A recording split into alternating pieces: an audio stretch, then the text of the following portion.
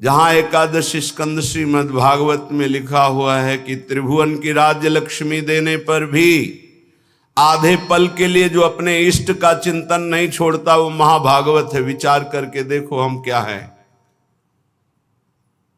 जो लो नाम श्वास तब लो ही एक में एक हुए जाऊं। नाम में हो गए। सच्ची मानिए, सच्ची। उपासक जब तन्मयता पूर्वक नाम का आश्रय लेता है तो नाम उपासक को पकड़ लेता है। ये जो नींद में नाम चलता है, स्वप्न में नाम चलता है, उपासक नहीं जपता है, ये नाम पकड़ लेता है उपासक को। ये अंदर की बात है।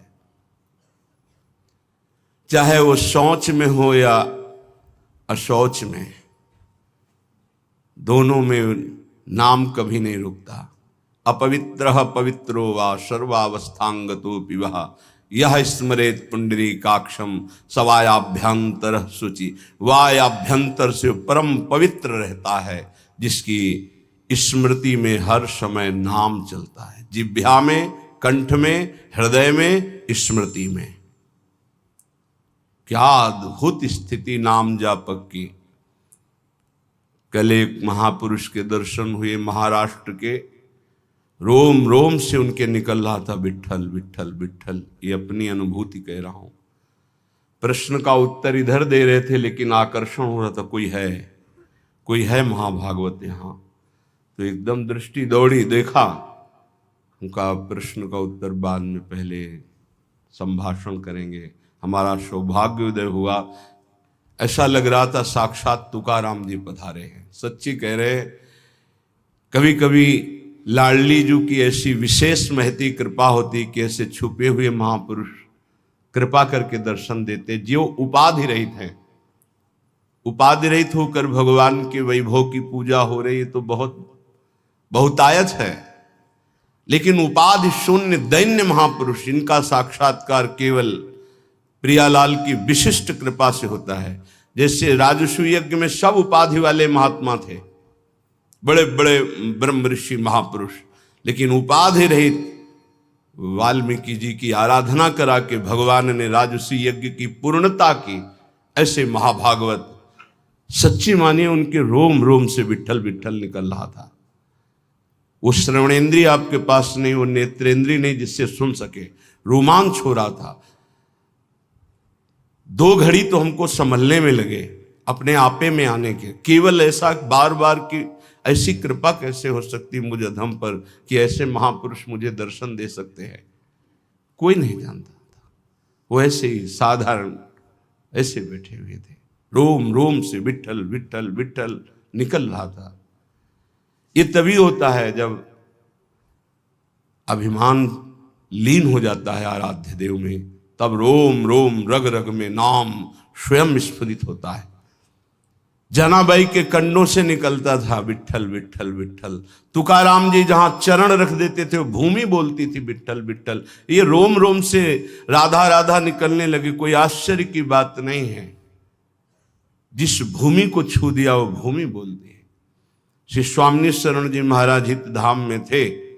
उनके मस्तक में ऐसे जैसे तिलक लगाया जाता है बराबर बहुत समय तक, फिर हटा दिया जाए तो तिलक का चिन्ह बन जाता है। ऐसे मस्तक में राधा नाम तेजो में उभर आया था। इतना राधा नाम कि मस्तक पे ऐसे राधा ऐसे लिखा दिखाई देता था। जो लो नाम श्वास तब ही लो एक में एक हुए जाऊं। अहो लड़ती इतनी मुँह पे कृपा करो बलि जाऊं। नाम रूप में बड़ी ऊंची स्थिति, रूप नाम में यहां पहुंचना गुरु कृपा से ही है। नाम रूप में, रूप नाम में बीवी मैं हुए दुलराऊं, पियत छकी मतवारी प्यासी। क्या शब्द है! पियत छकी मतवारी प्यासी, प्यास पियत न अघाऊं, जागत सोवत रटो निरंतर, राधा राधा नाऊं। नाम रूप में जब निरंतर अभ्यास नाम का होता है तो रूप छा जाता है, चमत्कार प्रकट हो जाता है, ध्यान धरना नहीं पड़ता। वही ललित त्रिभंगी लालजू महाराज के अधरों में बंशी और मंद मंद मुस्कुराती हुई अनंत सौंदर्य माधुर्य समुद्र को भी आकर्षित करने वाला रूप श्री लाडली जू का। लालजू अपने अधरों में बंशी रखकर राधा राधा गायन कर रहे हैं। प्यारी जू निर्तन भ्रकुटी बदन अंबुज मृदु, सरसहास मधु बोलन, अत्यासक्त लाल अलिलम पट बस कीन्हे बिनु मोलन। बिना मोल के लालजू बिके हुए प्यारी जू का भ्रकुट संचालन, मंद मुस्कान और अमृत भरे रसमय वचन, लालजू बिना मोल के बिक गए। ऐसे प्रियालाल नेत्रों में छाए रहते हैं। नैनन पिय मूर्ति बसे, तेहि रस रहे समाय, यह लक्षण सुनि प्रेम के और न कछु सुहाय। और न कछु सुहाय फिरे अपने रस मातो, कुटुम देह ते जाए छूट सभी विधि नातो, जहां जहां पिय की बात सुने खोजत तिन गैनन। ओ अद्भुत स्थिति मम भक्ति युक्तो भुवनम पुनात।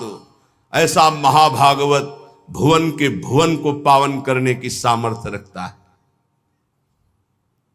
नाम रूप में जितना नाम जप करोगे रूप झलकने लगेगा, और रूप नाम में, रूप का परिचय नाम से ही होता है।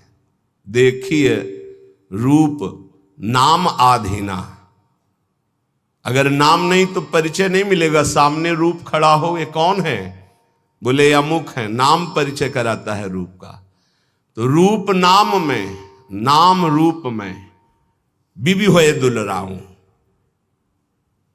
रूप में डूबा हुआ नाम जप कर रहा है, कभी नाम में एकाग्र बुद्धि करके रूप में डूबा हुआ है।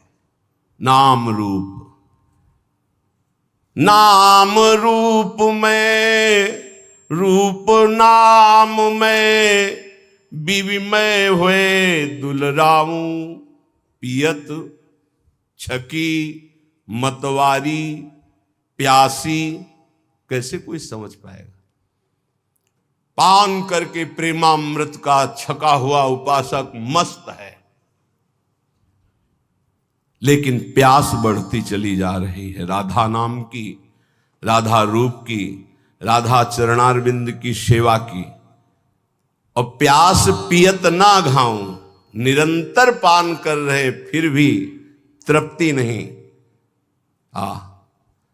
अरबरात मिलवे को निस दिन मिले ही रहत, मनो कबहु मिले ना। जानी परे नहीं सांझ सवेरो, लाडली मेरी स्वामिनी। जानी परे नहीं सांझ सवेरो, ऐसो जन्म गवाऊं। श्रीहित बेगी ढरो भोरी पे, हुलसी हुलसी जस गाऊं। हुलसी हुलसी जस गाऊं, श्री राधा राधा नाऊ अहो लड़ती इतनी मुँह पे कृपा करो बलि जाऊं। हे प्रियाजू, ऐसे राधा नाम में डूब जाऊं कि सुबह हुई कि शाम हुई इसका पता ना चले, पूरा जीवन केवल राधा नाम की तन्मयता में व्यतीत हो। कृपा करो लाडली, हम पर द्रवित हो जाओ, श्रीहित बेगी डरो मोहि पर। हे प्रेम स्वरूपा प्रियाजू, द्रवित हो जाओ, दया कर दो कि मैं आनंद में उमगती हुई हर समय राधा नाम जप करूं और आपका यश गान करते हुए जीवन व्यतीत करूं। जीवन का परम लाभ यही है। जिनकी बात करने मात्र से भव समुद्र छूट जाता है वो प्रिया प्रीतम है, अन्य बात नहीं। अन्य बात करोगे फंस जाओगे। तब सुख हरिवंश गुण नाम रसना रटत और बहुवचन अति दुखदानी। और कुछ बोले तो दुख में फंस जाओगे, निंदा स्तुति बन जाएगी।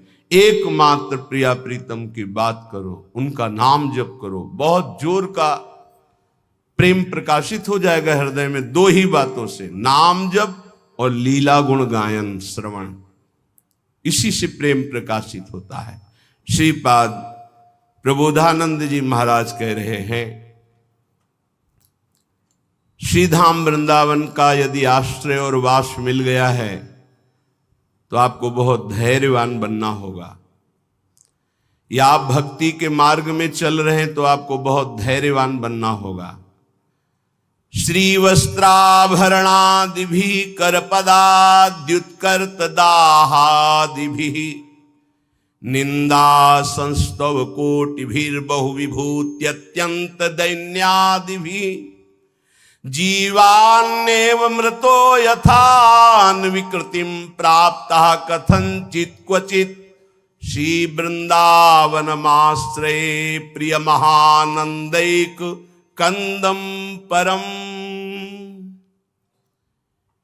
यदि हम वृंदावन वास करते हैं या बाहर वृंदावन का आश्रय लेकर प्रियालाल की भक्ति करते हैं, कई बार कहा है बहुत सावधान हो सकता है तुम भक्ति प्रारंभ कर रहे हो और तुम्हारे पुण्यों का संयोग बन जाए तो आपको सफलता पे सफलता मिलनी शुरू हो जाए, तो आप उसे भक्ति का परिणाम मत समझ लेना। बहुत धैर्यपूर्वक सुनिए और उसको हृदय में उतारिए। और आप भक्ति प्रारंभ किए और आपके पाप का संयोग शुरू हो गया नष्ट होना, तो आपको दुख विपत्ति संकट और असफलता मिलने लगी, तो आप उसे भक्ति का परिणाम मत समझना। ये पूर्वकृत पाप और पुण्य का संयोग है। भक्ति पाप और पुण्य दोनों को समाप्त करके दिव्यानंद की अनुभूति कराती है। इसलिए श्री वस्त्राभरणादि भी, यदि आपको बड़ा वैभव मिल रहा है तो भक्ति का परिणाम नहीं है कि आपकी भक्ति सफल हो गई, बड़ा वैभव मिल रहा है, नहीं, ये पूर्वकृत पुण्य का प्रताप है। वस्त्र भरणादि भी, सुंदर स्वर्णादि आभूषण, बढ़िया वस्त्र, रुपया पैसा, हर व्यवस्था, तो बोले भक्ति की बड़ी कृपा हुई, हम भगवान की भक्ति की, भगवान हमारी भक्ति का फल हमको दे दिया। भूल मत कर लेना, ये भक्ति का फल नहीं है, ये पुण्य का फल है पूर्व जन्म के। या कर पदाद्युत कर्त दाहादि भी, आग लग गई, एक्सीडेंट हो गया, हाथ पैर टूट गए, संकट आ गया, भारी संपत्ति नष्ट हो गई, तो आप उसे भक्ति से मत जोड़िएगा कि जब से वृंदावन गए भक्ति शुरू की सब चौपट होना शुरू हो गया और चार लोग आपको मिल जाएंगे, देखा ये बड़ी भक्ति करता है इसीलिए ऐसा इसके हुआ। उसको भक्ति से मत जोड़िएगा। जैसे पहला सुख संविधान तुम्हारे पुण्य से आया था, ऐसे दुख, नाना प्रकार की विपत्तियां, संकट, ये पूर्वकृत पाप से आता है। जैसे उदाहरण में पूज्य राधा बाबा बाल्यावस्था से भगवान के मार्ग के अनुयायी, बहुत कट्टर शास्त्रीय सिद्धांत का पालन करने वाले, जहां स्वप्न में भी पाप नहीं हो सकता, ऐसे महापुरुष जिस समय त्रिपुर सुंदरी भगवती की आराधना का दृढ़ संकल्प लेकर साधना में लगे, खड़ाऊं फिसल गई स्नान और अंग टूट गया।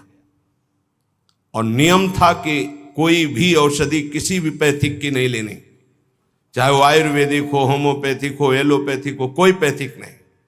कितना भीषण कष्ट, बांस की पट्टियों से खपाच बांधकर उसको, और बैठ गए आराधना में। आराधना नहीं रुकी। क्या? इस उच्च कोटि की अवस्था की स्थिति को प्राप्त महापुरुष के ऐसे साधन में विघ्न, ये पूर्वकृत, उसको वर्तमानकृत नहीं माना जाता। आप लोगों की क्या साधना होगी? बड़े बड़े महापुरुषों में बड़े भयानक रोग देखे गए, ये क्या वर्तमान की भक्ति का फल है? छोटी मोटी आराधना करके कामनाओं की पूर्ति होती, जिन्होंने जीवन को भगवान के चरणों में अर्पित कर दिया, क्या उनमें इतनी सामर्थ्य नहीं कि अपने शरीर को स्वस्थ रख सके? लेकिन शरीर कृत पाप और पुण्य का प्रभाव इस शरीर में जो आ रहा है, कभी ज्ञानी पुरुष, विवेकी पुरुष उसको टालता नहीं है, उसे स्वीकार करता है और अपने भजन के बल से आवागमन से मुक्त होकर भगवान को प्राप्त होता है। इसलिए धैर्यपूर्वक अध्यात्म को समझने की चेष्टा करें। चाहे हमें वस्त्राभूषण आदि खूब श्री वैभव संपत्ति मिल जाए, और चाहे हमारे अंग भंग हो जाए, सब संपत्ति नष्ट हो जाए, निंदा संस्तो कोटिभीर, चाहे कोई हमारी बड़ाई करे कि भाई बहुत कृपा पात्र हैं, भगवान का भजन करते हैं, और चाहे कोटि निंदा, कोई करोड़ों प्रकार से हमारी निंदा करे, बहु विभूत्यंत दैन्यादि भी, चाहे बड़ी विभूतियां एकत्रित हो जाएं या बिल्कुल सब नष्ट हो जाए, तो भी हम अपने प्रभु की भक्ति छोड़ने वाले नहीं। ऐसा धैर्यवान परमार्थ पे चल सकता है। देखो, विचार करके देखो, अध्यात्म किसे कहते हैं? नाटक को अध्यात्म नहीं कहते, पाखंड दंभ को अध्यात्म नहीं कहते। ये अध्यात्म बड़ो ही कठिन है, भजन ढिग ढरिबो। ये शूरवीर का कार्य है कि कदम आगे बढ़ेगा, चाहे जितना अस्त्र संचालन हो। जीवन नेव मृतो यथान विकृतिम प्राप्ता कथनचित क्वचित, जीवित रहूं या मर जाऊं, कदम पीछे नहीं हटेंगे। ये उन बहादुरों का मार्ग है परमार्थ, कायरों का मार्ग नहीं कि काम क्रोध मारा थप्पड़ और फैल के गिर गए, कंठी अलग, माला अलग, तिलक अलग। ये उनका कार्य नहीं है, उन शूरवीरों का कार्य है। आगे की पंक्ति में, जीवन नेव मृतो यथा न विकृतिम, जीवित रहूं या मर जाऊं इसकी कोई परवाह न विकृतिम, अपनी भक्ति में विकृति नहीं आने दूंगा, अपने भगवत मार्ग में मैं कभी कमी नहीं आने दूंगा। नियम लो, यह है भक्ति का स्वरूप। तब अजित भगवान को जीता जाता है। ये खिलवाड़ का मार्ग नहीं है। प्राप्ता कथनचित क्वचित, कोई भी विकार आकर के कहीं भी निपट सकता है। यह है गुरु का चेला, दूसरा कोई नहीं है।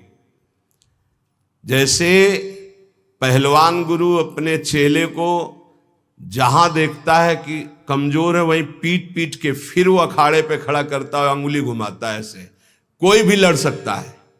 ऐसे ही यहां क्वचित कथनचित, कहीं भी कोई भी मेरे प्राण ले लो, लेकिन मैं भक्ति का मार्ग नहीं छोड़ सकता। चाहे वैभव आवे, चाहे नष्ट हो जाए, चाहे शरीर रहे या नष्ट हो जाए, यश हो या अपयश हो, इसकी कोई परवाह नहीं। जीवन नेव मृतो यथान विकृतिम प्राप्ता कथनचित क्वचित, मरूं या जीऊं इसकी अब कोई परवाह नहीं। ऐसा ही उपासक विजय प्राप्त करता है इस माया पर। नहीं तो बहुत लुभावना और भयावना दोनों प्रकार का आकर्षण माया देती है।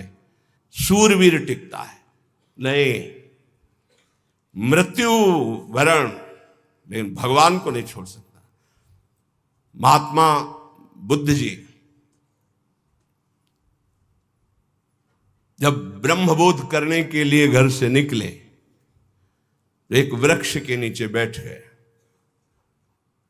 और संकल्प किया कि शरीर का मांस गलित हो जाए, हड्डियां टूट जाएं, प्राण निकल जाएं, पर जब तक ब्रह्म साक्षात्कार नहीं होगा तब तक आसन से नहीं उठूंगा। और ब्रह्म बोध करके ही आसन से उठे, इसीलिए उसे बोध वृक्ष कहा गया। वही चित्र और वही श्लोक उड़िया बाबा अपने डायरी में रखते थे।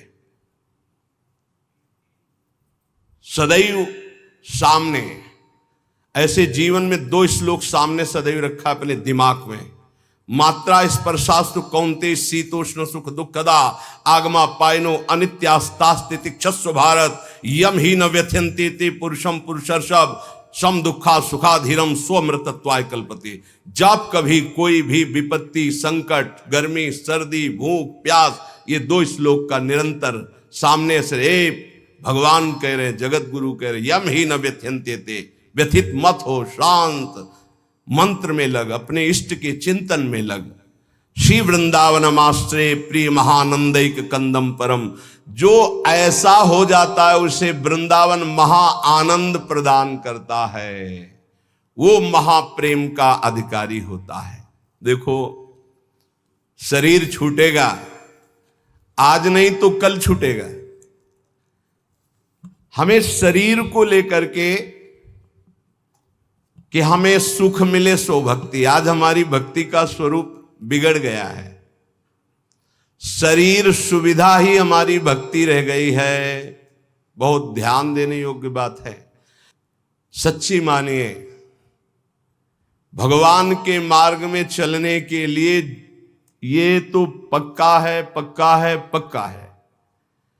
अपने को प्रभु के चरणों में समर्पित करके सुख दुख दोनों को समान भाव से सहने का विचार पक्का कर लो तो निकल जाओगे। अगर सुख के भोगी बने तो दुख में भाग जाओगे, टिकोगे नहीं इस मार्ग में, चाहे गृहस्थ हो चाहे विरक्त हो। शरीर को कितना दुलार करके तुम बचा लोगे, कितना? खा पी के खूब चर्बी शरीर में बढ़ रही है, नष्ट होने वाला है। एक घृणा करो इस वृत्ति से। अच्छे अच्छे पदार्थ खा खा कर शरीर को मोटा कर रहे, अपने आप को उठने बैठने लायक नहीं रह रहा है शरीर।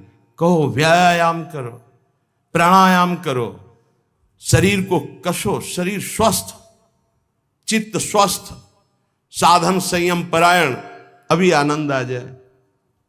भोजन तो व्यायाम, वायु ले रहे हो तो प्राणायाम जरूरी है।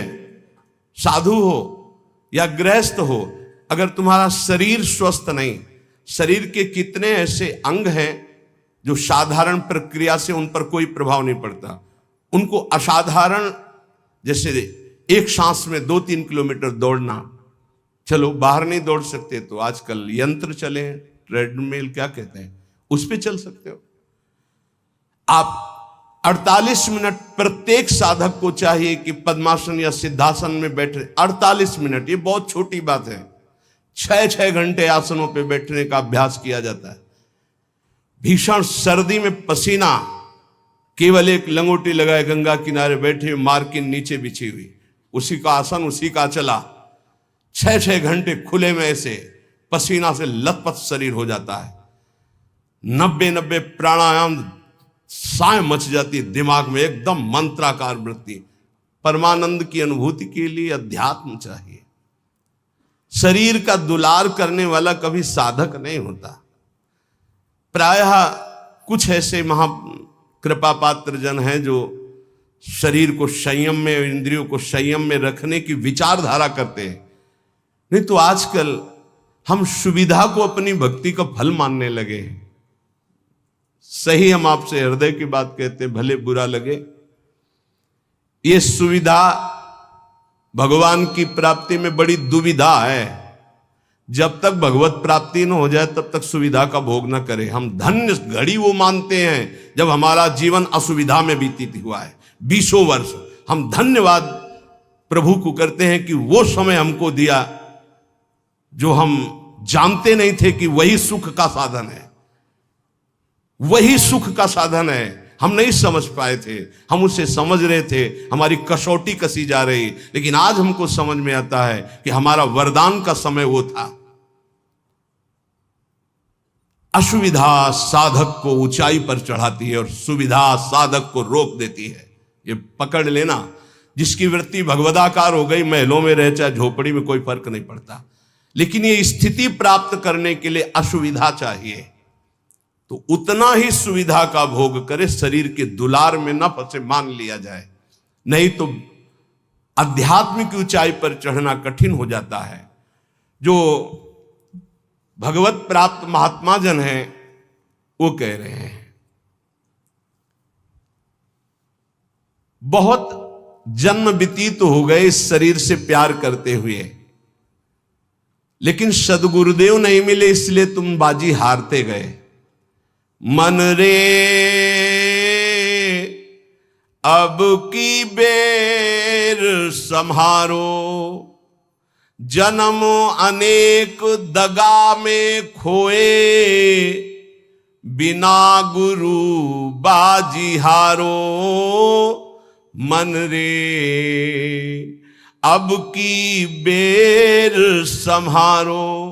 बहुत से तुम्हारे जन्म हुए, मनुष्य जन्म, लेकिन सदगुरु नहीं मिले, इसलिए बाजी हार गए। अब की जीत जाओ, सदगुरु का वरण करके उनकी आज्ञा के अनुसार चल दो। बहुत कठिन है सदगुरु की आज्ञा पर चलना। हमारा मन अहंकार से प्रेरित होकर मनमानी आचरण करने के लिए बहुत राजी होता है, लेकिन गुरुमानी होकर मन को मारकर गुरु आज्ञा में रहना एक किसी विशेष भाग्यशाली उपासक के भाव होते हैं। बाल्यावस्था तो हमारी ऐसे चली गई कि पता ही नहीं चला खेल कूद में। बालापने ज्ञान नहीं तन में, जब जन्म्यो तब बारो, तरुणाई सुख बाम में खोयो, बाजो कूच नगारो। बाल्यावस्था कब चली गई पता नहीं चला, सोने में, खाने में, खेलने में। और जब जवानी आई तो बाम कहते हैं प्रतिकूल काम आकर्षण शरीरों में। ये ऐसा नशा चढ़ा काम का जवानी में, कुछ समझ ही में नहीं आया और जवानी निकल गई। तरुणाई सुख बाम में खोयो, डंके की चोट में काम ने तुम्हारी यौवन अवस्था को नष्ट कर दिया। गोस्वामी तुलसीदास जी कहते, जौवन ज्वर के ही नहीं बलकावा।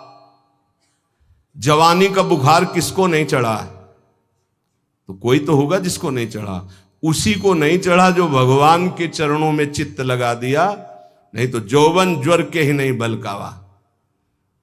बड़ी कृपा होती है साधकों पर जब असुविधा जवानी में होती है। पेट में अन्न ही नहीं है तो काम की वृत्ति ही नहीं जागृत होती। बस एक ही आग लगी हुई है, कैसे ब्रह्म साक्षात्कार हो जाए, इस प्रपंच का बाध करके कैसे स्वरूप में स्थित हो जाओ। वहां कोई गुंजाइश नहीं कुछ सोचने की, देखने की, बोलने की। अब यौवन अवस्था में काम सुख और बुढ़ापा अवस्था में, बाल्यावस्था से जवानी तक जो किया उसके संस्कार खत्म, मनुष्य जीवन खत्म। खलक सब रैन का सपना, समझ मन कोई नहीं अपना। कठिन है मोह की धारा, बहा सब जात संसारा।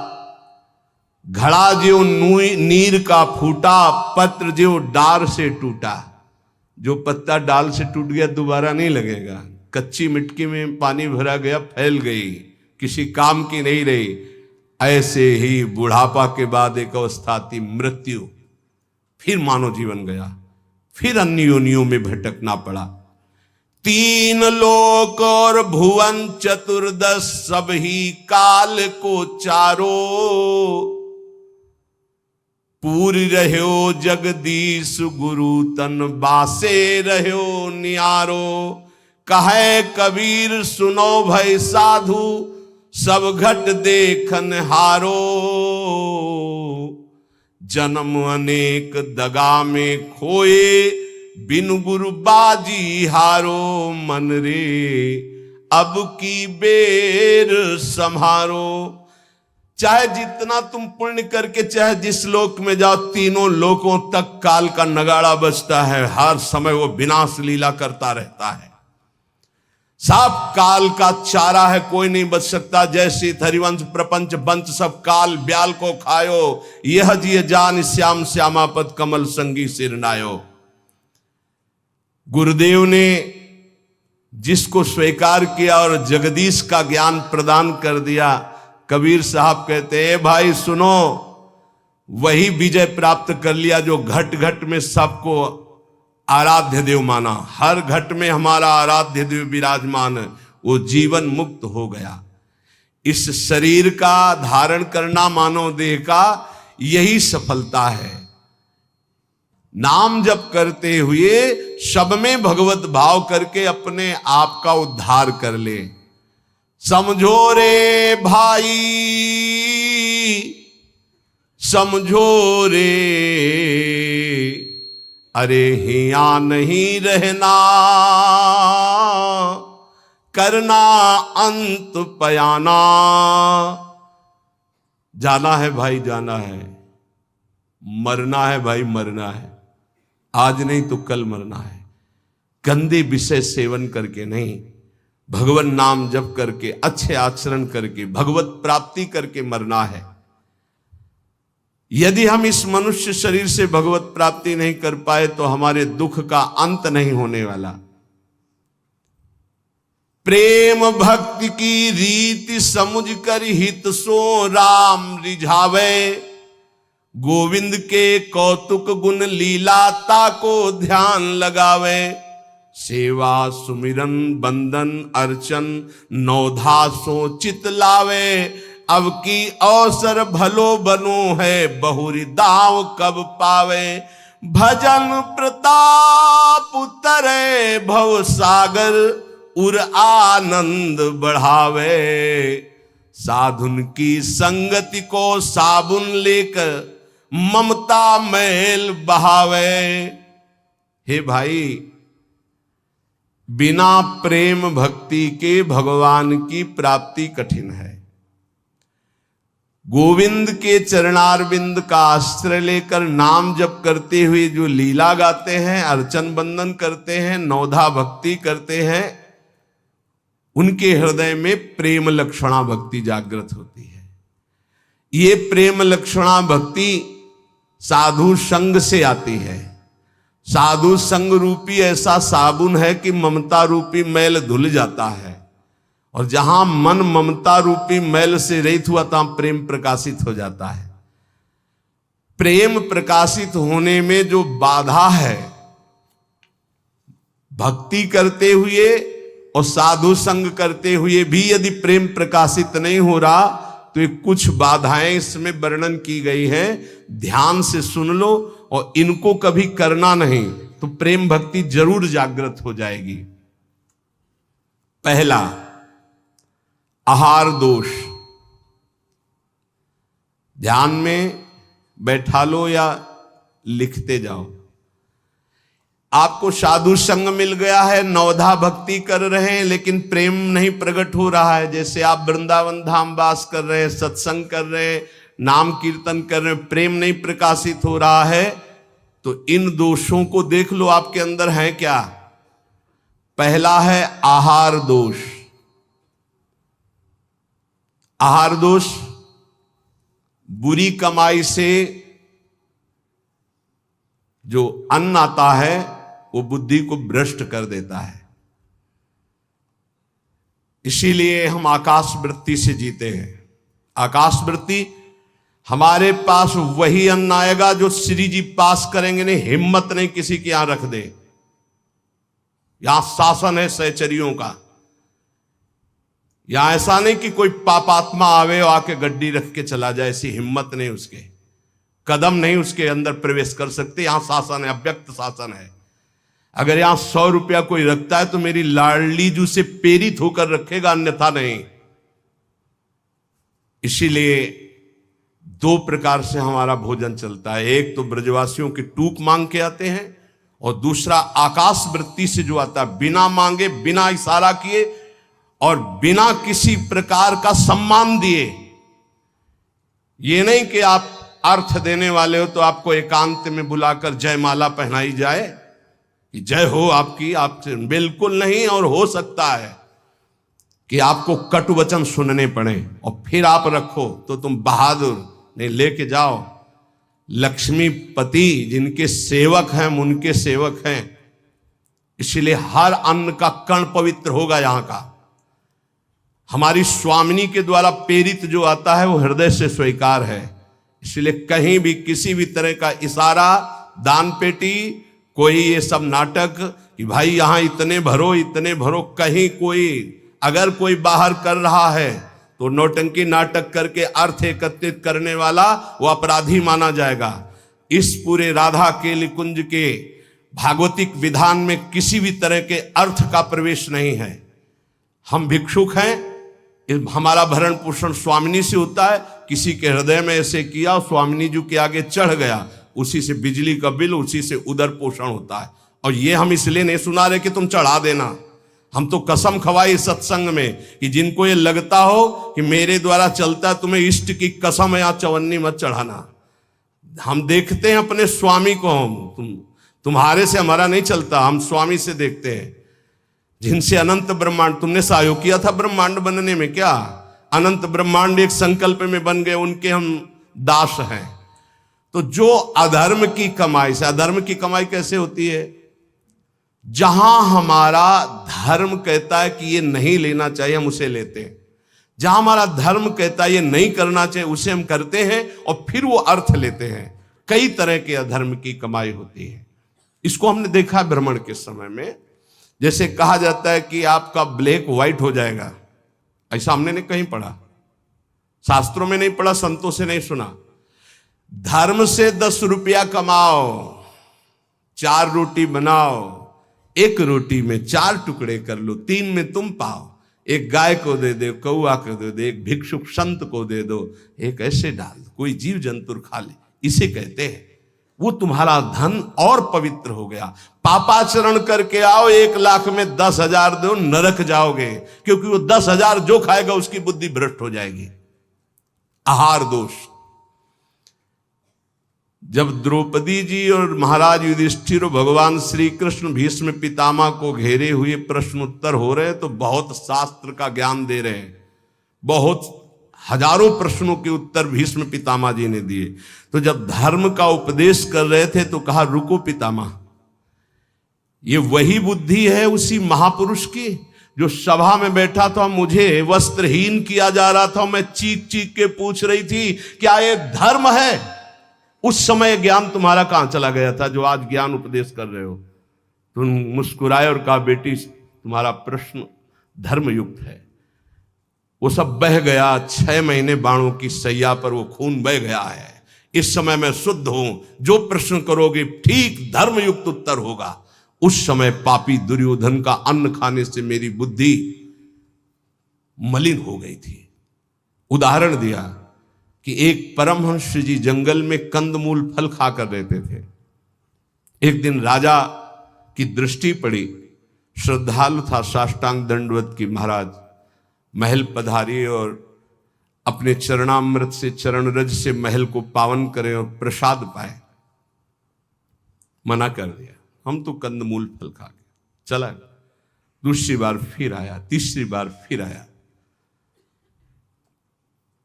मन में आया चलते, ठीक है। राजा बहुत प्रसन्न हुआ, आदर के साथ ले गया, महारानी ने स्वयं बनाया, महाराज संत भगवान ने पाया, गए। अब जब जंगल में आए तो मन नहीं लगा भजन में। कहां सूखे कंदमूल फल और कहां रसीला वो भोजन राज परिवार का और रानी के हाथ का बना।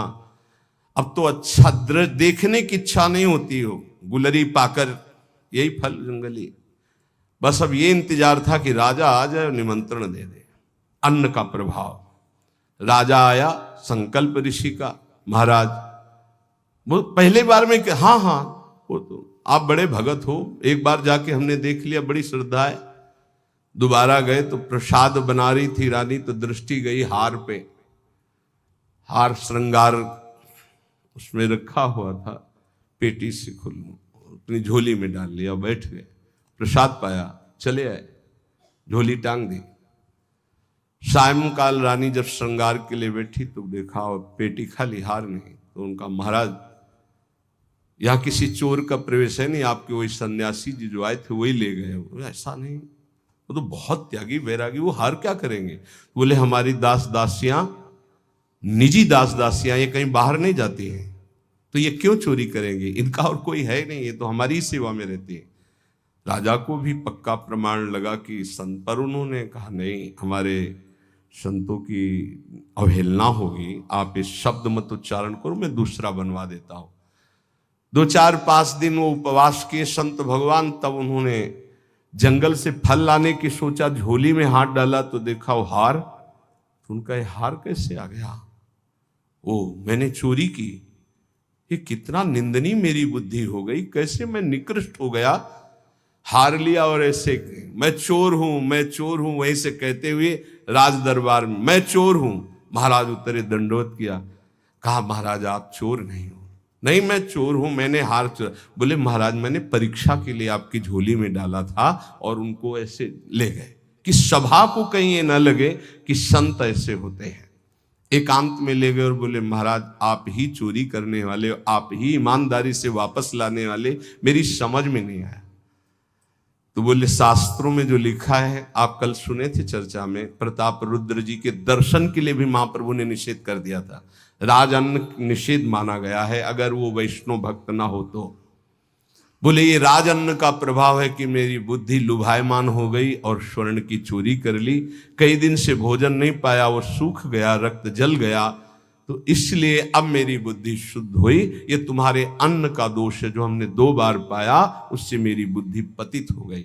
तो पहला दोष है आहार दोष, बुरी कमाई का, चोरी के पैसे का, दूसरे के हक का, अन्न या जबरदस्ती कर लेने का, इस तरह का जो धन है उससे जो खान पान है, ये बुद्धि को भ्रष्ट कर देता है।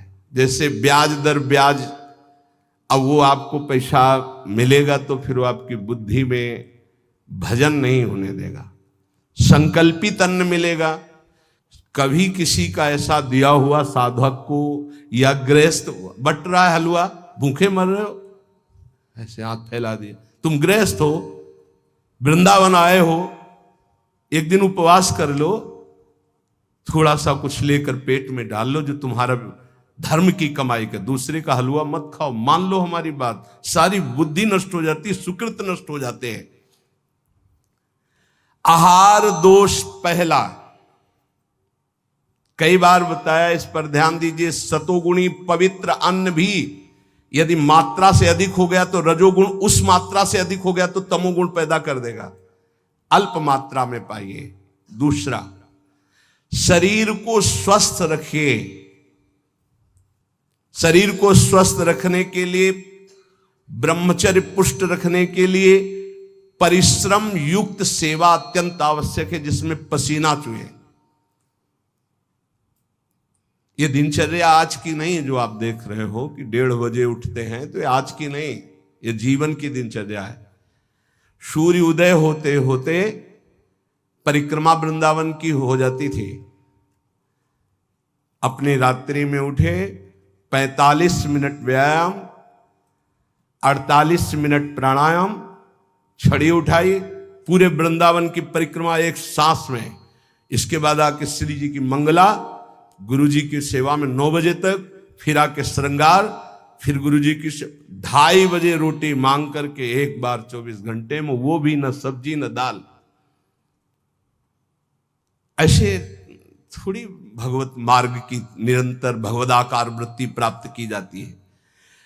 अस्वस्थता ये भी बाधक है, जब तक वृत्ति भगवदाकार ना हो जाए। अगर भगवदाकार वृत्ति है तो कोई फर्क नहीं पड़ेगा।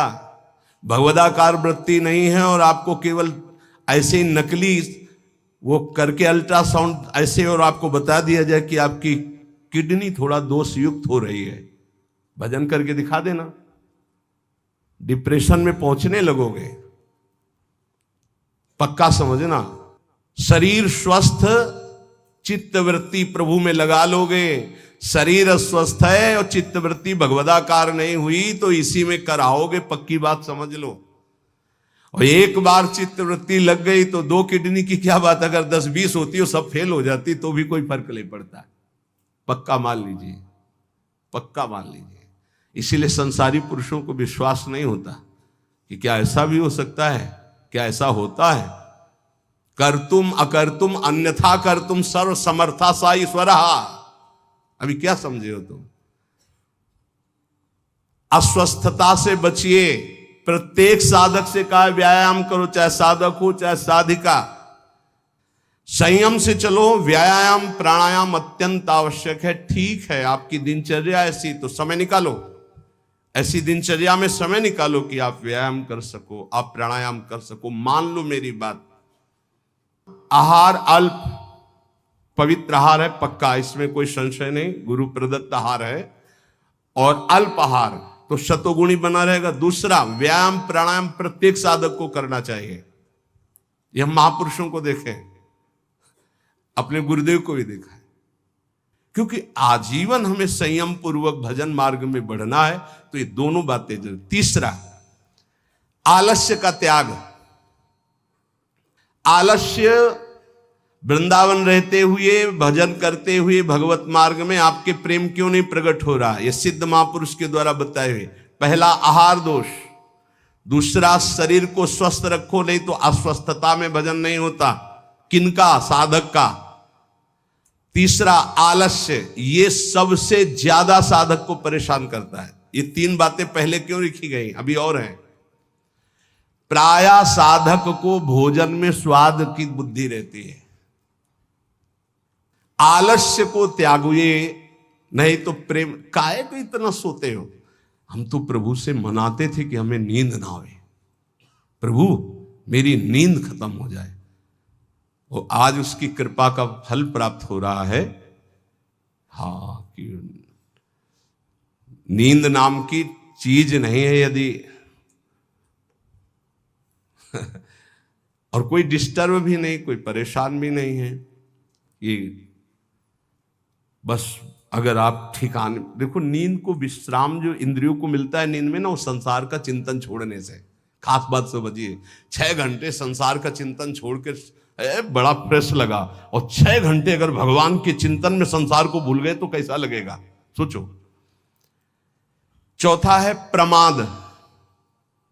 प्रमाद माने जो अभी काम करना है वो कल कर लेंगे, कल कर लेंगे ना। करने योग्य काम को आगे के लिए छोड़ देना और ना करने योग्य काम को तत्काल करना, जबकि साधक इसका उल्टा करता है। करने योग्य कार्य को तत्काल करता है, ना करने योग्य कार्य के लिए उपस्थित समय आने पर भी वो उसे टाल देता है, कल देखेंगे। उसके ना करने योग्य कार्य को तत्काल करना और करने योग्य कार्य को आगे के लिए टाल देना, इसे प्रमाद कहते हैं। पुरुषार्थहीनता, जैसे कुछ लोग ऐसे कहते हैं कि अरे वो जब आपकी कृपा होगी तो सब हो जाएगा। हाँ, आकाश से उतरेगी कृपा। तुम्हें कह रहे नाम जप करो, समय से वाणी पाठ में जाओ, समय से ऐसे करो ऐसे, ये कृपा नहीं और क्या? तुमको जो उपदेश कर रहे हैं कृपा नहीं तो और क्या? भगवान गीता में उपदेश कर रहे हैं, शास्त्रों में उपदेश कर रहे हैं, ढूंढ ढूंढ करके हर बात तुम्हारे कान तक पहुंचा रहे हैं प्रभु, ये तुम पर कृपा नहीं है? अब तुम आलस्य करो, प्रमाद करो। बहुत समझ में नहीं आता कि साधक क्या लक्ष्य लेकर के चलता है। पुरुषार्थहीनता है तो प्रेम प्राप्त नहीं होगा। पुरुषार्थ युक्त रहो, एक क्षण भी बर्बाद मत करो, कबहू काल वृथा नहीं जाए, इस पर ध्यान दीजिए। समय बर्बाद मत कीजिए, 1 मिनट आपका बहुत कीमती है। फिर 6वां, अश्रद्धा। श्रद्धा किसे कहते हैं?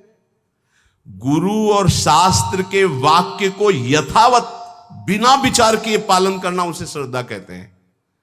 इसके बिना सिद्धावस्था नहीं होती। इसके बिना परम शांति नहीं मिलती। श्रद्धावान लभते ज्ञानम तत्परा संहितेन्द्रिया ज्ञानम लब्ध्वा परम शांति मचिरेणादि गच्छति। श्रद्धावान ही ज्ञान को प्राप्त होता है, ज्ञानी ही अपनी इंद्रियों को संयम में रखता है, इंद्रियों को संयम में रखने वाला ही परम ज्ञान परम शांति को प्राप्त होता है।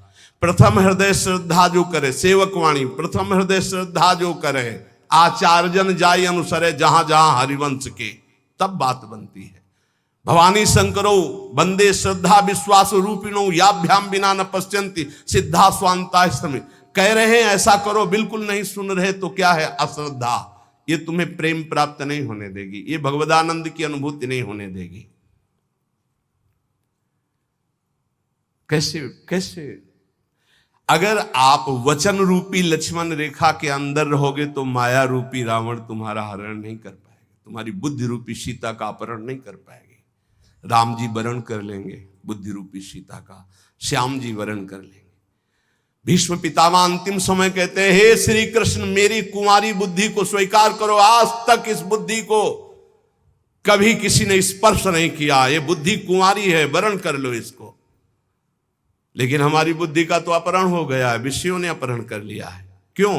क्योंकि हम गुरुदेव के वाक्य रूपी लक्ष्मण रेखा के अंतर्गत नहीं रहे, हम रेखा क्रॉस कर गए, अश्रद्धा कर ली, उनकी आज्ञा नहीं मानी, अवहेलना कर दी, कुतर्क। नहीं, ऐसा कैसे हो सकता है? बहुत विचित्र गुरुजनों की वाणी में सामर्थ्य होती है। कभी गुरु की वाणी पर अविश्वास करके कुतर्क नहीं करना चाहिए। अधैर्य, अगर उपासक में धैर्य नहीं है तो प्रेम प्रकाशित होने में बाधा पड़ जाएगी। बड़ी समस्या आ गई है, बड़ी नहीं, धैर्य पूर्वक टिके रहो। अच्छा, ये कभी हमारे हृदय में गुरु प्रताप से नहीं आया कि किसी का आश्रय ले ले या कहीं चले जाए या कहीं पूर्व जीवन में कोई फोन कर दे या किसी को इशारा कर दे, बस ये था कि अब मरना है और धाम में भगवत चिंतन करते हुए मरना है। धैर्य से कभी विचलित ना हो।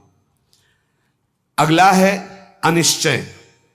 ये बहुत साधकों में पाया जाता है।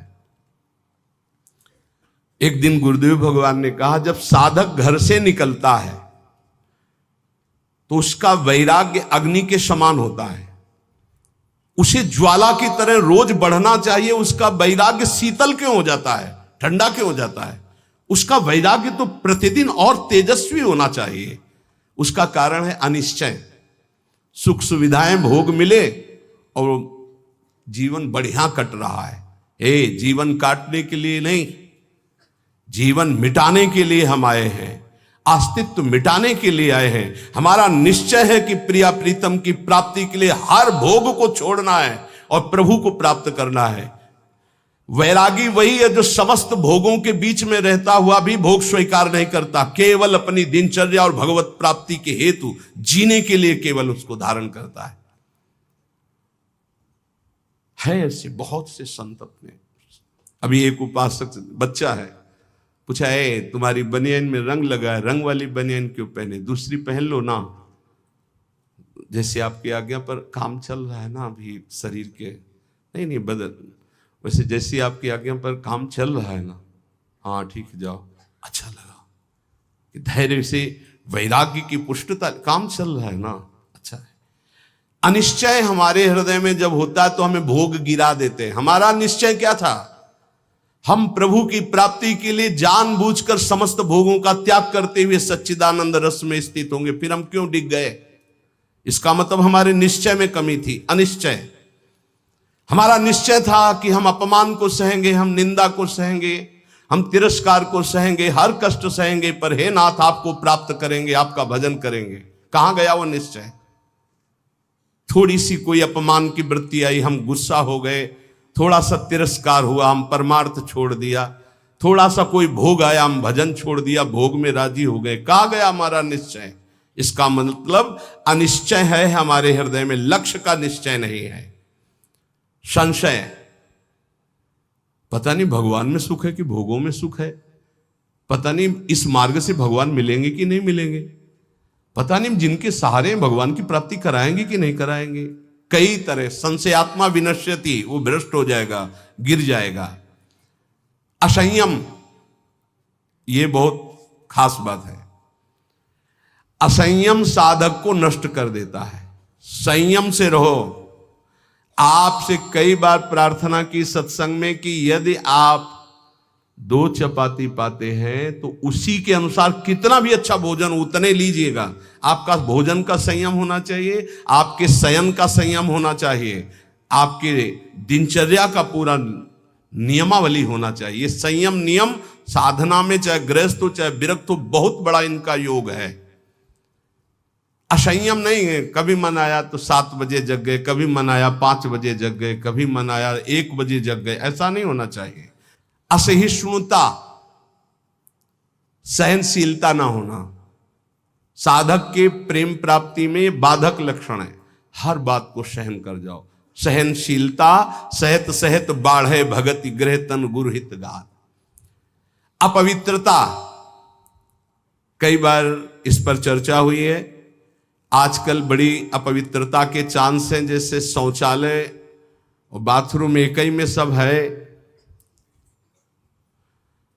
प्रायः ऐसा ही है। कुछ लोग उसी में लघु शंका करते हैं, बैठकर पूरे अपवित्र हो जाते हैं। अगर शौच वाला वो स्पर्श हो जाए तो जितना स्पर्श हो जाए वो कपड़े सब धोने चाहिए। कुछ लोग तो बैठ के ही लघु शंका उसमें करते हैं, बनने को बोले हाथ धो लिए बस हो गए, पूरे अपवित्र हैं। वैष्णव पद्धति उसे स्वीकार नहीं करती। कैसे महापुरुषों का दिन। कल दर्शन किए, जब प्रसाद पा रहे थे वो वृद्ध वैष्णव, तो ऊपर के वस्त्र हटाकर नीचे की धोते। कितना पवित्र, पवित्रता। ये मुख में कुछ खाए जूठे चल रहे हो, कैसे तुम्हारा मंत्र सिद्ध होगा। खड़े खड़े लघु शंका कर ली, छिट्टी पैरों में पड़ रही, कैसे मंत्र सिद्ध होगा। बहुत सावधानी की जरूरत है। उपासक चाहे गृहस्थ हो या विरक्त हो, हर समय पवित्र रहता है। अपवित्रता ये सिद्ध नहीं होने देती, साधन को सिद्ध नहीं होने देती, ध्यान रखना। कुछ भी खाने की वृत्ति ऐसी ना रखो जो प्रियालाल को भोग नहीं लगाए आप पा रहे हैं। बाजार में खाने वाला तो साधक हो ही नहीं सकता।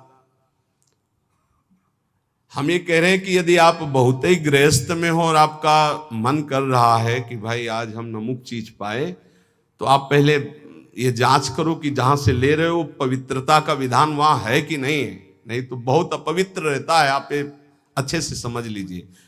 अब वो पदार्थ फिर लेके श्री जी को भोग लगाओ जो पवित्र हो, फिर पा लो तो चलो ठीक है। वही बाजार में खड़े खड़े खाना पीना ये साधक या वैष्णव का लक्षण नहीं है। ये भारी अपवित्रता है जो तुम्हारे भजन में बाधा पहुंचा देगी। मान लीजिए, हाथ जोड़ के कहते हैं, क्योंकि प्रायः अब इस पर छूट है। पवित्रता, पवित्रता बहुत सावधानी से। जैसे आप माला जप कर रहे हैं, आपको लघु शंका लगी है, तो अपनी माला को गर्दन के पीछे कहीं ऐसे फंसा लीजिए उच्च भाग में, और बैठकर लघु शंका कीजिए। जहां पानी की व्यवस्था हो या आप अपने पास पानी रखिए, फिर पवित्र होइए। अगर ऐसा है कि जल नहीं है तो रज से कर लीजिए, रज से हाथ धो लीजिए। जब तक पानी न मिले, आचमन न कर लो, तब तक माला नहीं, ऐसे नाम जप करो। ये अपवित्रता भगवत प्राप्ति में बहुत बाधक है और लोग इसको मानते ही नहीं है। कोई बिरला पवित्रता का निर्वाह करता नहीं मान। कौन भ्रमण में लघु शंका के लिए कमंडल रख रहा है? अब वीआईपी पना हट जाएगा। प्रायः दंड कमंडल, साधु का प्रसिद्ध सोटा लंगोटा, ये सब प्रसिद्ध है। काछ वाच मन निश्चल राखे, धनि धन जननी तेरी रे। बहुत अब प्रायः दर्शन करने वालों में ऐसे दर्शन होते हैं, हाथ में बिस्लरी की बोतल ऐसे, जैसे कोई जल चढ़ाने की गंगा जली नहीं, प्रायः बिस्लरी की बोतल ऐसे हाथ में होगी। जमाना बदलता चला जा रहा है। और या स्मार्ट मोबाइल हाथ में होगा। कोई कोई भले आदमी तो ऐसे मिलते हैं कि मोबाइल से ऐसे वीडियो दाहिने हाथ से बना रहे हो, बाएं हाथ से ऐसे कर रहे हैं। बाएं हाथ से किसको किया जाता है जानते हो? शत्रु पक्ष को। जब राजाओं के यहां दुश्मन का दूत जाता था तो बाएं हाथ से सलूट करता था। तब पता है कि दुश्मन का दूत आया, इसलिए बाएं हाथ से करता था। तो आजकल नए बच्चे वो जानते हैं नहीं, तो मोबाइल से शूट कर रहे हैं ऐसे, बाएं हाथ से ऐसे कर रहे हैं। ये अपवित्र। भगवान के सामने या भगवत भक्तों के सामने चलो आपके हाथ खाली नहीं, वीडियो बना रहे हो तो नेत्रों से कर लो, बाएं हाथ से काहे को दुश्मनी काहे को मोल ले रहे हो? बहुत बड़े के दरबार में हो, बहुत बड़े के पार्षद है, वो हर समय देख रहे हैं। आप क्या समझते हो हम अकेले चलते हैं? नहीं बोले 10-20 साथ चलते नहीं, इनकी बात नहीं कर रहा। एक कदम भी ऐसा नहीं जिसमें हमारी महारानी जी न चलती हो। ये जो छोटे छोटे नवजात शिशु जो ये सब, ये जानते हो महारानी जी के प्रताप का आशीष लेने आते हैं। हमारा कुछ नहीं है, हमारे आगे आगे चलती है हमारी महारानी जी। हम उनकी दासी, उनके पीछे चलती है, आगे वो चलती है। ये जो फूल बरसते हैं ना, ये महारानी जी के चरणों में बरसते हैं। ये जो फूलों के पावड़े बिछे होते हैं ना, मेरी स्वामिनी जी के लिए। अगर ये मेरे लिए लगते ना तो कब का बंद करवा देते, आप ये भी समझ लो। मेरी महारानी जी के दर्शन के लिए कोई नाचता है, कोई रोता है, पूरी भीड़ में सैकड़ों रोते हैं, तो हम उनकी आंखों की तरफ देखते हैं कि मेरी प्रिया जी का कृपा प्रसाद इनकी, भले किसी भाव से। मेरी महारानी जी तो बड़ी रिझवार है ना, हाँ बड़ी रिझवार। कितने के अंतिम बन गए, अंतिम बन गए, समय अंतिम बन गए, क्योंकि उनको तो समझ में नहीं आ रहा है ना, वो तो केवल देख रहे हैं बाबा। लेकिन बाबा के आगे जो चल रहे हैं उनका प्रताप चल रहा है। आप समझते हो ना, किसी के आगे इतना नहीं होता जो आप देख रहे हो। ये महारानी जी के आगे होता है, किसी और के आगे नहीं होता। यहां कोई संत प्रताप उदित नहीं है, ये महारानी जी का प्रताप उदित, राधा प्रताप। जो प्रसिद्धि और पुजवाने की इच्छा रखता है उसे प्रेम प्राप्त नहीं होता। प्रेम प्राप्ति में बाधक अपनी प्रसिद्धि और पुजवाने की इच्छा नहीं। अपने इष्ट में चित्त को लगा दो तो सेवक जी महाराज कह रहे हैं, बिस्तर है सब जग विमल कीरति, साधु संगति ना टरे, बास वृंदा विपिन पावे, श्री राधिका जो कृपा करे। अपने आप जगत में विमल कीर्ति का विस्तार हो जाता है जो प्रियालाल में चित्त जोड़ता है। अपनी पुजवाने की इच्छा, मान की चाह, ये प्रेम नहीं प्रकट होने देती। अगला, किसी से भी घृणा। जैसे कोई भी किसी भी तरह का है, किसी भी धर्म का है, कैसे भी आचरण करने वाला है, अगर वो हमारी महारानी के दरबार में आता है तो उसको हम भगवान की तरह आदर करेंगे। उसको एक, जैसे हम सबका आदर करते हैं ऐसे उसका आदर करेंगे। किसी से भी घृणा नहीं त्रिभुवन में, ये तो पक्का समझ लीजिए, किसी से भी घृणा नहीं। घृणा शब्द भक्त के हृदय में नहीं होता, किसी से भी घृणा नहीं। द्वेष, अजात शत्रु भक्त होता है, अगर द्वेष है तो प्रेम प्रकट नहीं हो। अद्वेष्टा सर्वभूतानाम, किसी भी संसार में एक भी से भी अगर द्वेष है, दुश्मनी है, तो भगवत प्राप्ति में बाधा हो जाएगी। अजात शत्रु, तुम्हें गाली दे सर झुका लो, वो तुमसे द्वेष मान रहा है, तुम उससे द्वेष कभी मत मानो। जब दिखाई दे तो नेत्रों से प्रणाम कर लो। और निर्दयता, ये प्रेम में बाधक है। कभी किसी के प्रति कठोर व्यवहार वाणी के द्वारा, मन के द्वारा, तन के द्वारा ना करे। दुराग्रह है, ऐसा होना ही चाहिए, ये कभी हट ना करे। जोई जोई प्यारो करे, सोई मोई भावे। ध्यान रखिए, दुराग्रह कभी प्रभु से भी ना करे कि नहीं प्रभु इतना तो होना ही चाहिए, गुरुदेव इतना तो होना ही चाहिए। नहीं, जोई जोई प्यारो करे, सोई मोई भावे। चपलता, जल्दीबाजी, चांचल्यता, ये साधक में नहीं होनी चाहिए। गंभीर स्वभाव, जो कार्य करे बहुत ठीक से करे। एक साधक अपनी सेवा में है, उनसे आप कोई भी जल्दी काम को नहीं करेंगे। कार्य दे दो, छोड़ दो। अगर पात्र मार्जन करना है तो जब वो मार्जन करके निकले बाहर तो आप देख लेना निर्दोष हर पात्र चमकता हुआ मिलेगा। पर आप कह दो 5 मिनट में करो तो वो नहीं करेंगे। जो सेवा दोगे वो सेवा होगी, पर सांगो पांग होगी, उन्हें छेड़ो मत। वो अपने आप पूरा नाम जप करते एकदम, पोछा लगाना छोड़ दो, उसे बोलो मत, बस सेवा दे दो। वो आराम से पूरे भवन में पोछा लगा के शांत, उसे छेड़ो मत। अगर जल्दी करो तो पोछा रख दे खड़ा है, आप छेड़ो मत, सेवा दे दो। तो जब वो सेवा में होते तो हम कह देते उसको छेड़ो मत, वो अपनी सेवा पूरी सांगो पांग करेगा, पर उसे छेड़ो मत। ऐसा ही उपासक का स्वभाव होना चाहिए। हम जिस कार्य में लगे सांगो पांग उसमें लगे, गंभीरता पूर्वक लगे, जल्दीबाजी नहीं, चांचल्यता नहीं। ये प्रेम प्राप्ति के लिए आवश्यक है। पर निंदा सुनना, पर निंदा करना, पर चर्चा करना, ये प्रेम में बहुत बाधक है, कई बार चर्चा हो चुकी। और बाहरी वेशभूषा बनावटी नहीं होना चाहिए। इसकी भी चर्चा हुई है कि बढ़िया क्रीचदार कपड़े, कोई बड़े उपाधि युक्त महात्माओं की बात अलग हो, तो गुरुजन है, आचार्य है, लेकिन साधक के लिए बात कह रहे हैं, वेशभूषा बहुत शांत रखनी चाहिए, जो गुरु प्रदत्त वेशभूषा है। और जब तक वस्त्र शरीर धारण करने योग्य की रक्षा कर रहा, तब तक बदलना नहीं चाहिए। बहुत परमाणु होते हैं वस्त्रों में, जैसे ऊपरी अचला है, ये तो वर्षों चलेगा, बदलने की जरूरत नहीं। जैसे आपको मिल रहा है तो आप रोक सकते हो, उड़ाया जा रहा है, आप औरों को उड़ा दीजिए, मेरे पास है, बहुत कृपा। ये जरूरी नहीं कि सबको उड़ाया जा रहा है तो हम ले रहे हैं। जैसे भेंट है, वस्त्र है, अगर वो सम्मान के लिए आपको दिया जा रहा है, आपको आवश्यक नहीं है, तो आप हाथ जोड़ सकते हो, प्रसाद दे दीजिए, ये नहीं। इससे आपकी भक्ति बढ़ेगी और गुरुजन आप पर प्रसन्न होंगे। ध्यान दीजिएगा, अगर वस्त्र है और आपको ओढ़ाया जा रहा है तो आप ऐसे रोक दीजिए, हमारे पास दैन्यता हमारे पास है, आगे जरूरत होगी तो हम आपसे याचना कर लेंगे, जितने से काम चल जाए उतना। बनावटी बाहरी वेशभूषा और शास्त्रार्थ, ये प्रेम में बाधक है। वो तो कोई विद्वान करता है, अपने लोग तो है ही नहीं, शास्त्रार्थ करने लायक क्या है।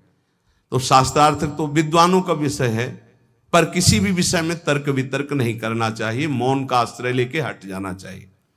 अगला, शरीर के आराम की चाह, यहां जो लिखा है वो ध्यान, शरीर आराम तलब, ये जीवन में नहीं लेना चाहिए। कुशासन में लेटते थे पूरे वृंदावन में, कुशासन कभी नहीं। ये जो पूर्व में जानते हैं, बिजली कटी हुई जीवन था, बिजली नहीं, सीधे प्रकृति का वार्ष हो और हरिशरणम हरिशरणम।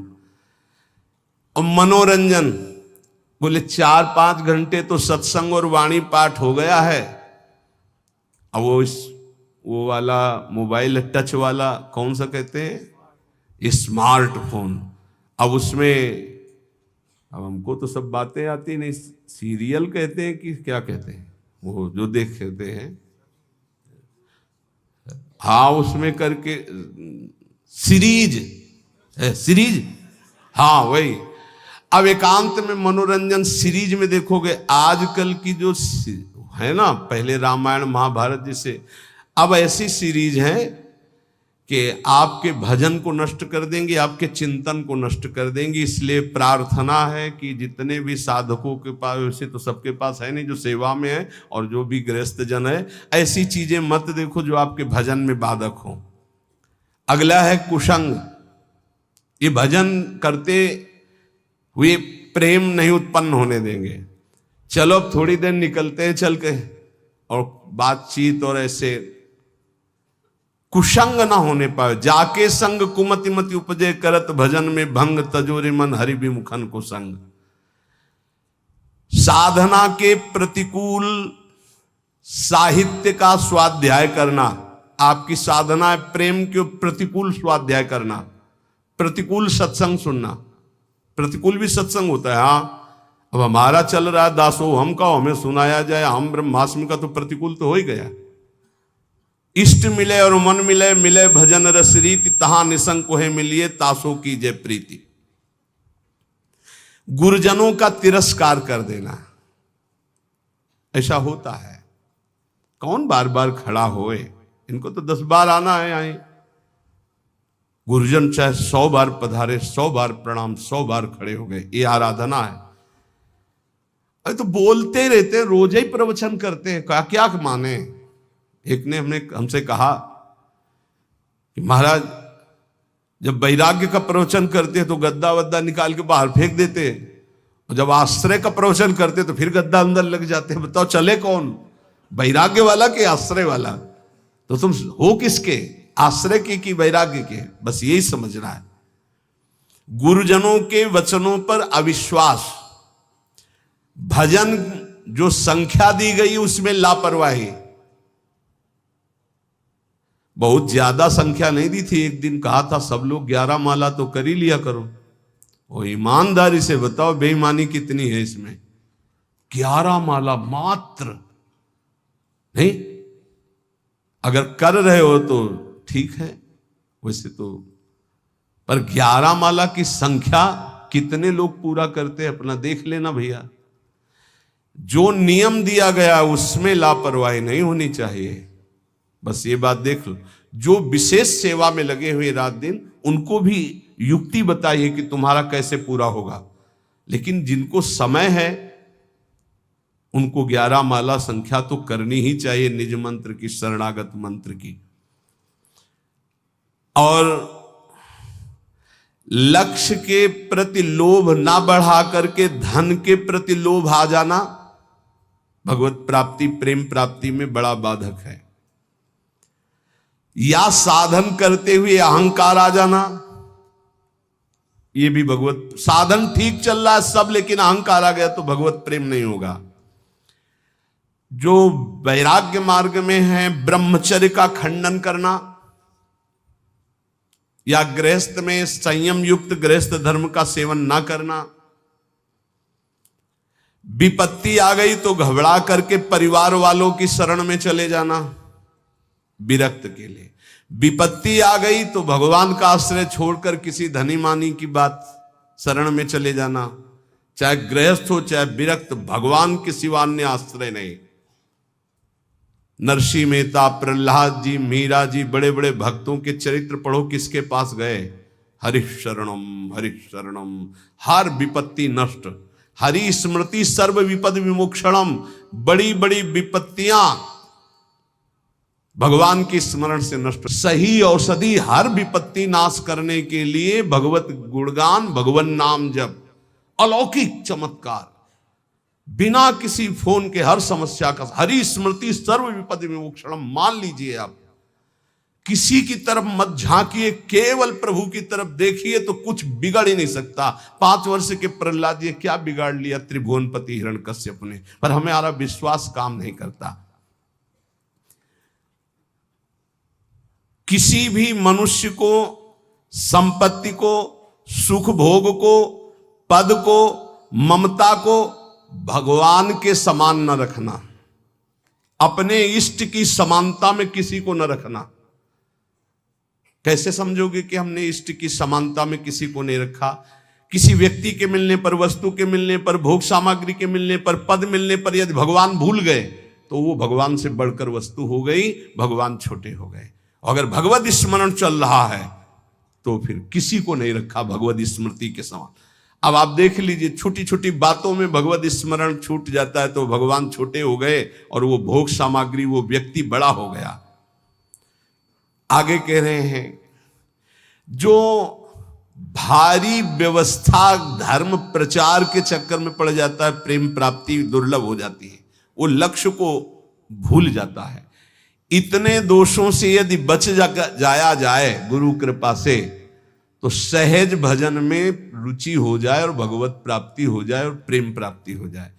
आहार दोष, अस्वस्थता, आलस्य, प्रमाद, पुरुषार्थहीनता, अश्रद्धा, कुतर्क, अधैर्य, अनिश्चय, संशय, असंयम, असहिष्णुता, अपवित्रता, प्रसिद्धि, पुजवाने की इच्छा, मान की चाह, घृणा, द्वेष, निर्दयता, दुराग्रह, चपलता, जल्दीबाजी, परदोष दर्शन, परनिंदा, परचर्चा, बाहरी वेशभूषा सजाना, विवाद, शास्त्रार्थ करना, शरीर के आराम की चाह, विलासिता और दूसरों से सेवा कराने की आदत बनाना, लोक में मनोरंजन करना, कुसंग करना, साधना के प्रतिकूल, साधना के अनावश्यक साहित्यों को पढ़ना, अनावश्यक बातों को सुनना, साधना के प्रतिकूल सत्संग सुनना, भजन में लापरवाही, गुरु के वचनों पर अविश्वास, दूसरे साधन और लक्ष्य के प्रति लोभ और विपत्ति में घबरा जाना, ब्रह्मचर्य का नाश करना, साधना में अभिमान करना, कर्तव्य को भूल जाना, प्रभु के समान किसी को भी मानना नहीं। मतलब ये